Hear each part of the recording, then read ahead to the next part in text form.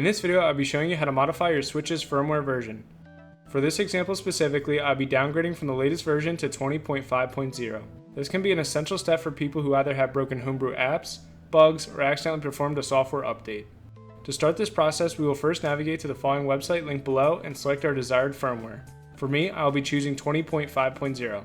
Now, although you can pick whichever version you want, I chose this one specifically because I recognize it as the most stable firmware when it comes to compatibility with homebrew applications. Once the download is complete, you will then see a zip file on your computer. Here, I will create a new folder with the same name in which I will unzip the contents into.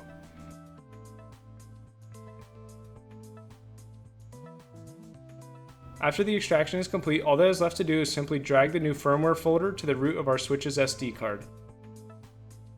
After completion, we can then go ahead and log into our Switch. On our Switch, we will first enter the Homebrew menu and select Daybreak. Now, although Daybreak is a common app to have, if you do not currently have it installed, I provided a link below which will walk you through downloading a HATS package, which will essentially just get you all the apps you see on my screen. Within Daybreak, we will click Install and choose our firmware folder, which we previously created, and click Continue. Now, for this section, we have two options, which are either factory reset the device or preserve the settings. Now, I will be choosing the preserve option. However, it's important to note that this does not always work and you could technically risk having your device factory reset anyways. Next, we're going to want to choose our driver variant, which will be install FAT32 plus exFAT. And finally, all that is left to do is just click continue once more to install. Now, this may take some time, so just set your Switch down and let the installation run until your Switch reboots. After your Switch reboots, we will then power down and enter the HECgate menu.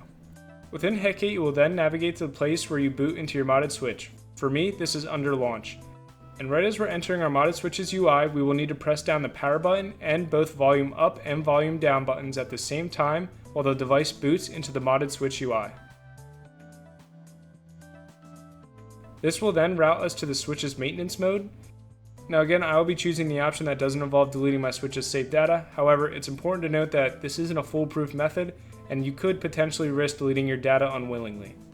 And just like in Daybreak, once we hit initialize, we will want to set our device down until it reboots.